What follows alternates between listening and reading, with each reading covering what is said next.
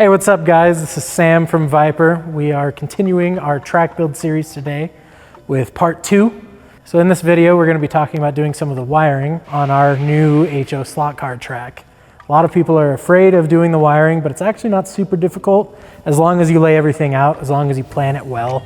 So we've got Dan working on some of the wiring. We'll have John do some of the soldering for the power taps, and we'll show you how to hook all of that up. We have a little map drawn out here. We have our cut list. We're gonna jump into our first power tap, which will be the first one that we cut. We're using 16 gauge wire on this one, which for the taps is more than enough. Okay, so when I do taps, we like to do them in like, I don't know, I guess foot increments. So typically you're gonna end up with a 2 foot, 3 foot, 4 foot, 5 foot, 6 foot tap. This particular one is gonna be 3 foot. And according to my cut list, we need 3 black, so those will all be the grounds, 1 yellow, which will be the power for the yellow lane, and then 2 red. So because our track has a red lane and a black lane, we're gonna do both of those black. So we'll start out with our black ones here first. This is just gonna be super simple. 3 foot. Once I cut one, I like to use that as my guide. But we need 3 blacks at this length. But everything that we have made since about, I don't know, 2014, all of the taps always are 16 gauge, and our main power is typically gonna be 12 gauge. But also too, you don't have to make the power wires the color of the lane. That's something that's unique to what we do. And the reason that we do that is so that if there's ever a problem with a particular lane and you go onto the track to try to diagnose it, you can identify that lane really easily. Now, you could just do black and red wire on everything, and then when you go to sleeve it, these are our lane colors here. So our red is the outside, black's middle, and yellow's the inside. You could have a red and a black wire inside of each one of these and not go with the regular color, and that would allow you to probably save a little bit of money by buying more of black and red and not having to use, like this thing here, we're only gonna use part of that spool. So at this point, what we're gonna do, and this is something that, I don't see any tape up here, here's some right here. But this is a little bit of a hack, not in a bad way, but this is a trick. What you wanna do is tape your wires together, and you only wanna go about halfway, okay? And you just spin this around on there, like so. And I twist the ends, and sometimes you can even just cut the end. You can kind of cut it in like a little bit of a bullet shape, but by doing that, it'll allow us to feed these through our sleeving. So we definitely recommend the sleeving. It's not expensive. It really does make things look a lot better, and it just makes stuff a lot cleaner to use. So what we usually do on this stuff is, these were 36 inches. I usually go 3 inches shorter. So these will end up being 35 inches. Let's see if I can get this out of here. You do want to make sure you use some good scissors or cutter, which doesn't really exist back here because these guys cut freaking bolts with this stuff. So we're gonna measure this guy out, 35 inches. Looks great. That is all that you will see. Das colors, German colors, I guess you could say, right? But at this point, we're gonna feed our wires. So what you wanna do is fish your wires in there, and then I like to keep them paired up, like a perfect parallel pair, like so, and just feed it through until it stops. Once it stops, you are gonna have to work it this way, okay? and every once in a while you'll just pull the rest down. But the nice thing about this is you're not going to be under the track building this thing, you're building it up on the bench, okay? So you can see we have a little bit of excess on both ends. I do like to try to pull these as straight as possible. Not going to matter too much because when we put this underneath the track, it's essentially going to be running just like this. But at this point, you can either leave the tape or pull the tape off. We'll leave it for now. We're going to go ahead and pull the tape on these ones. This side you can see one wire is just a smidge longer than the other one. So what we're going to do here, we'll trim off this excess of the red. This one, basically at this point now, is ready to, we put a zip tie on the end here. You certainly could heat shrink it if you wanted to. They make heat shrink that has adhesive in it, and you could put that over this, heat shrink that, be really nice. Not really super necessary, but what we're gonna do is we'll zip tie that. But first we need to strip those wires, and we're gonna strip them so that they fit inside of our junction blocks. So let's see, I usually do about 1/4 of an inch, and I do this before I zip tie this, just because there's times where you can pull it out. A lot of you probably have never seen one of these. This is actually a zip tie torque wrench. So you can set it for different amount of torque, and it'll pull the thing tight and cut it at the same time. Super trick.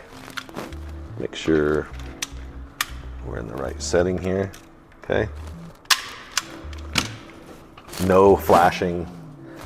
I have scars on my arms from doing this as a kid without that tool. Not fun, but one thing you just want to make sure of is that when you do that, your wire lengths are consistent.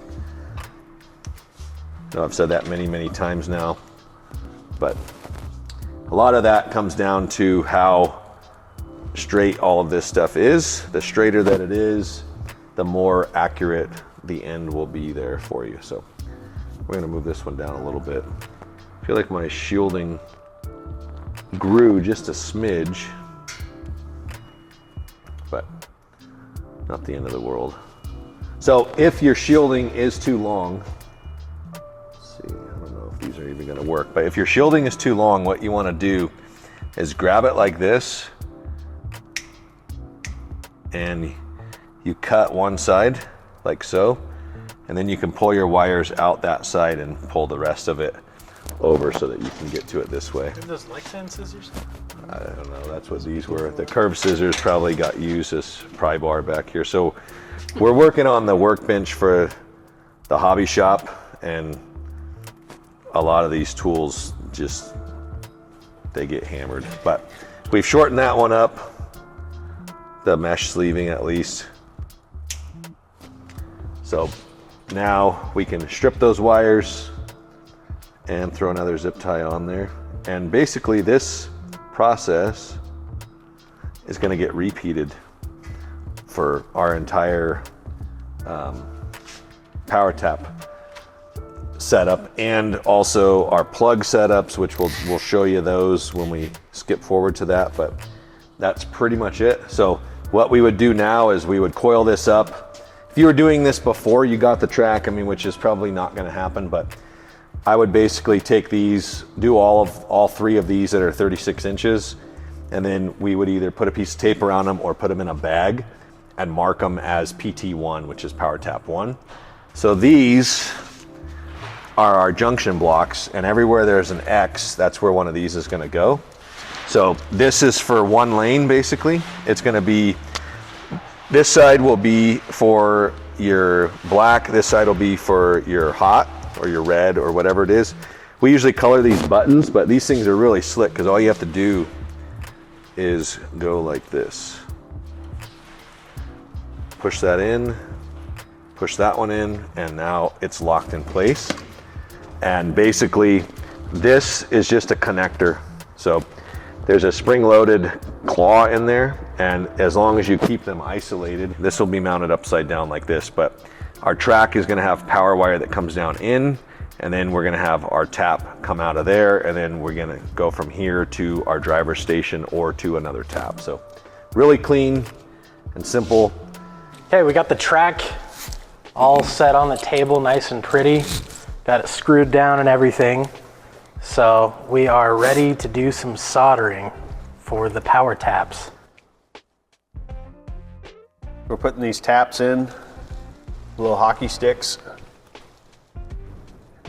What we're gonna do is we're not gonna even attempt this without using flux. And we use Lucky Bob's flux. That's the only flux we use because it works awesome.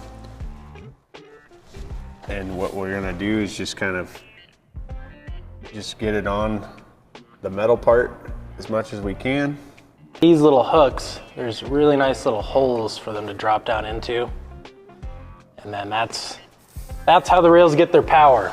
So the flux, I try to flux it and then solder it because I've found if I flux all of them and then come back, the flux doesn't work as well as it could. So we're gonna preload the solder onto the torch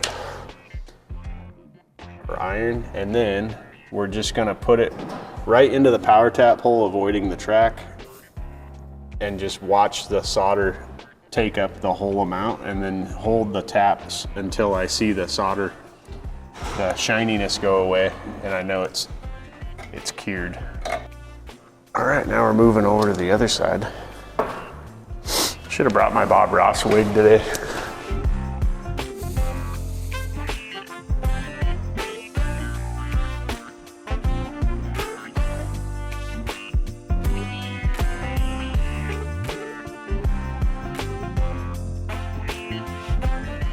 So we're gonna screw these push locks in here.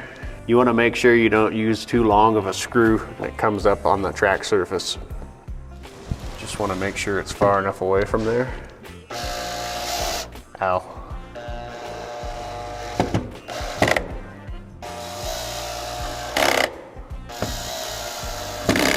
So let's just take a peek at the screws that we're using. These are 1 1/4 drywall screws. We had to drill out these push blocks just a little bit so that these screws would go in, because the bore of the hole was just a little too small for those screws. Bore hole. We did white ground on this track because we have a black lane. That's a tough push lock to put in. Trim these first.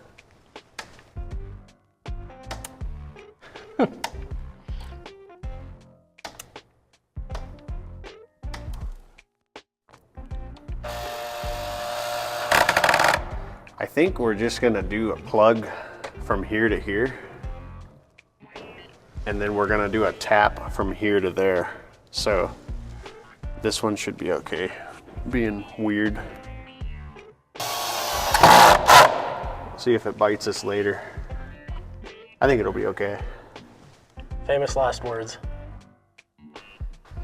Wipe that stupid grin off your face. Stop filming me.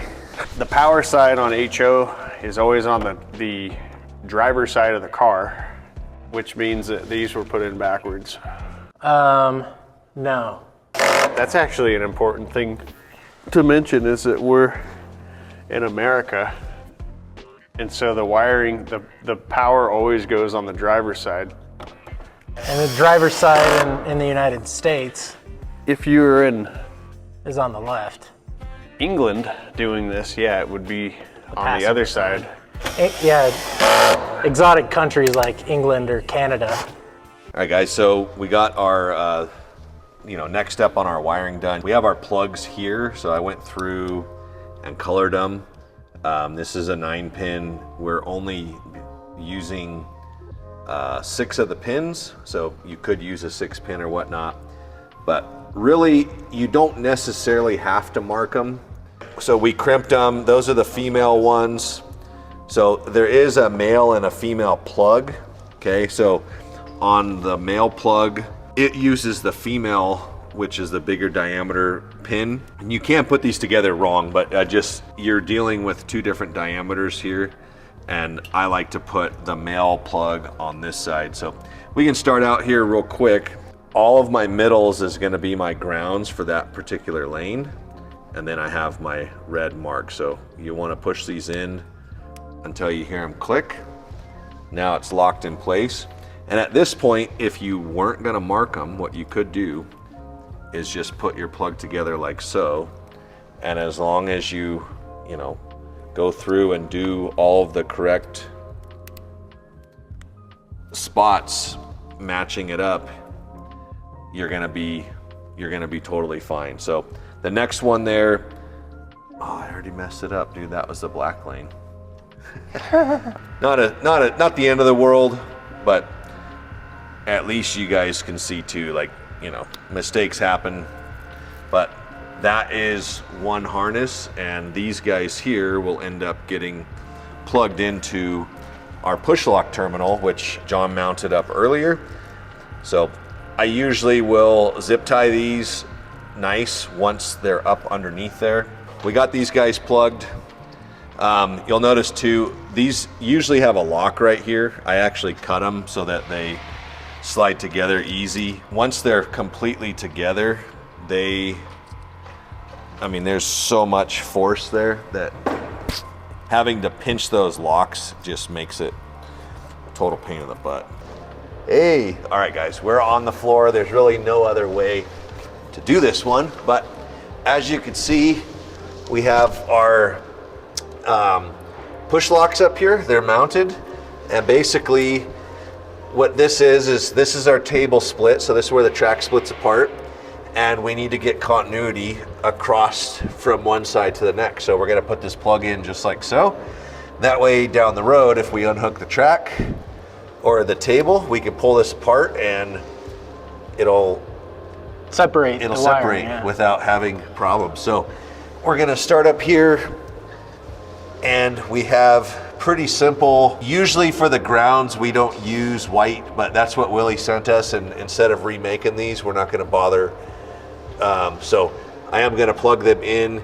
You can put them on the outside or the inside. I mean, we could put them over here like so. It just really depends on how you want that to look. We have plenty of room here to go like this, and we are also gonna be putting our power tap jumpers in on each side. So let's see, this one, we probably are gonna run these ones on this side. So, I mean, the benefit of this stuff too is because it's a push lock terminal, if you don't like where something's at, you could just push the button and get it back out. So that one is in. Okay, and I always give a nice tug, make sure that stuff is locked in.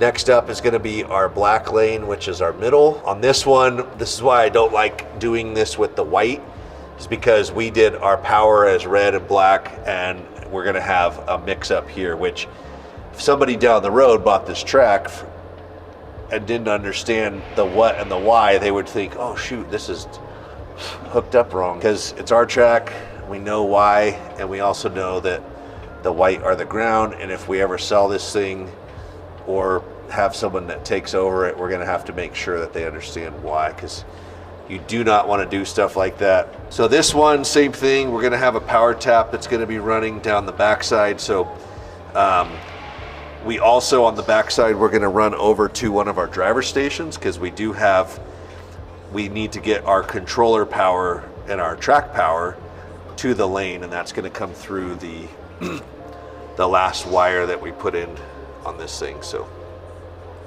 let's get these guys hooked in here. Okay. I'm also being very, very cautious to not fray the wire at all. It just goes in so much easier when it's not frayed. Okay, just quick verification. Red and red, red and red, yellow and yellow, black, black, black, except for the taps. So at this point, we can plug this guy together.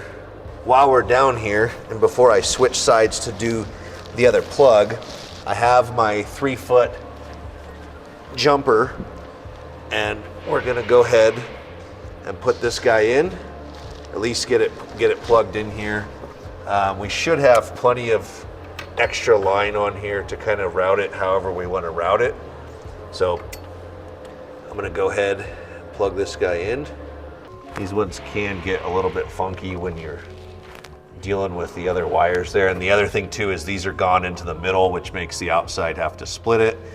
If you guys notice over here, I offset it so that it's the same split for each wire. So, but I didn't put the taps in, so that's why they're not like that. That's set up there like so. And if you do end up with extra, you can obviously just make a nice little loop. Do whatever you want with it for the most part. And no offense to anybody, but this is still gonna be miles and miles better than the rat's nest that ends up underneath most tracks, which is why most guys are very, very terrified to do any kind of wiring. So now what this means is we have power running to both sides of this track section. So this track section runs down and around and whatnot. And then we've also jumped it to the other half of the straightaway. So technically right now the entire track has continuity, but just to make the power as smooth as possible, we'll throw another plug on this side and we'll throw that other power tap in, and then it will have multiple sources of power, and the electricity can decide which direction it wants to get. It will be able to decide where it wants to pull electricity from. Okay guys, we're gonna do a continuity check on this thing. So we got all the wiring hooked up underneath, and before you put power to it, if you're worried about this thing, get yourself a multimeter. Okay, this is this thing's super cheap. Make sure that only that particular rail has continuity, okay? And then we'll do the same thing. Uh-oh. Okay, so there's probably epoxy on the backside of that rail. That's continuity there. Because it's all hooked up over here, we don't necessarily have to check it, but we're gonna check it just because. But since we hooked these two together underneath and those two together over there, the whole track is gonna have continuity now. But this is a built driver station. So run the ring terminals together. One of the white ones runs over to here, then the other one comes out of there. So we got the driver stations built. So this is what they look like finished. It's 3 wires. Normally the yellow wire, we would use a white wire, but in this case, we're using the yellow because that's what we got. So color doesn't really matter on this stuff. But one thing to just kind of explain how this system works here, you have 3 wires come from your controller setup, okay? So your 3 wires, your yellow wire is your hot wire from your power supply, okay? That comes in here and essentially is power into your controller, okay? The red on here is the ground, okay? Before you freak out, I didn't make that system that way. This was done by Parma back in the 60s. They decided on those colors. They decided that red was gonna be the ground and that black was gonna be the positive. So what we do to simplify that is when we hook this thing up, this is how it typically is hooked up in the terminal block. So, and this is probably gonna hopefully not confuse people too much, but this left side here are the controller wires. As you can see, we have a white, a black, and a red. And on this side, we have our power supply wires coming in, which this is our main power coming in, which I just said that's what goes to the white terminal, and that's normally white. The negative goes to the red, which is what I had said earlier. And then that's power going into the controller. When you squeeze the trigger, you're sending power out. That's done through the black, which on this one, you can see here we have the black wire from the controller going to this button, which this particular one happens to be the yellow lane. So there's 2 wires over here that's gonna be a black, which is our ground, and our yellow, which is our hot. Those are going to our lane. this red and that black are coming from our power supply. So essentially, the power supply wire, once it goes into here, this is all live. So this is all one connection here, and it's just it's a ground that's common for that one. You could run it right to here, and then you could run another eyelet off of here and run that back out.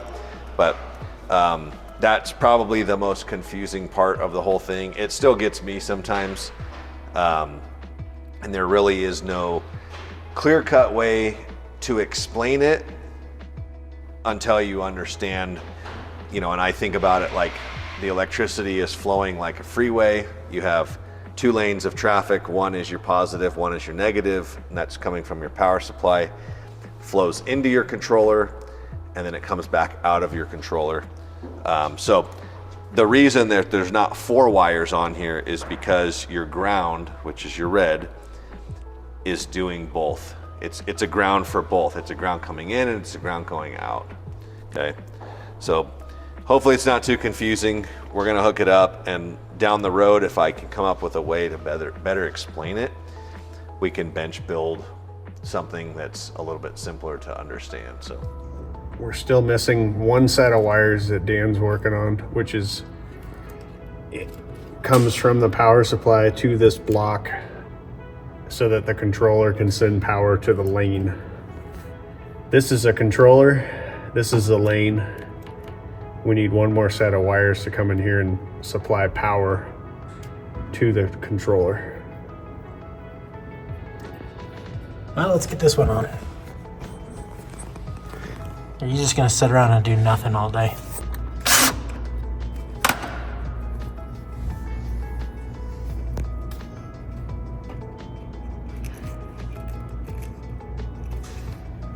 Fascinating.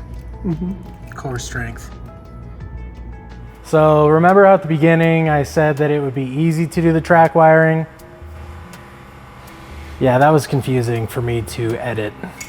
But hopefully you got something out of this video, and if you got nothing out of it, or maybe you're missing a few parts, drop a comment below and Dan can respond, because he's probably better at answering your questions than me. Stay tuned for part 3 of the track build, where we finish everything off and test drive it, put some carpet on, make it look real pretty. We'll see you then. Hey Sam, what are you doing?